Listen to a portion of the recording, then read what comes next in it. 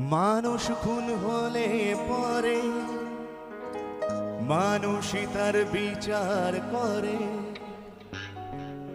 নেই তো খুনির মা। তবে কেন পায় না বিচার নিহত গোলাপ?